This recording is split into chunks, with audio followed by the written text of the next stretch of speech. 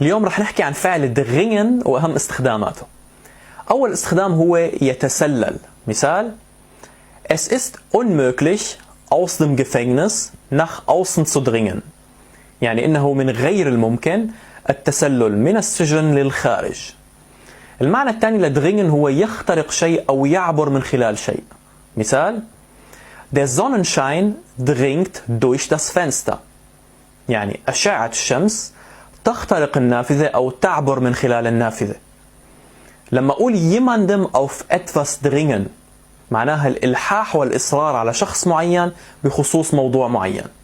مثال: Wenn du Gehaltserhöhung haben möchtest, إذا أردت زيادة في الراتب, musst du deinem Chef drauf dringen.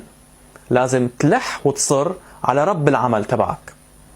لا تنسى كلمة dringend بالنهاية دي، وهي مرادف أقوى لكلمة sofort، يعني على الفور أو بالعامية على الحارك.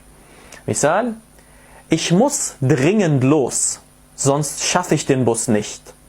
يعني لازم اطلع على الحارك أو على الفور وإلا ما بلحق الباص.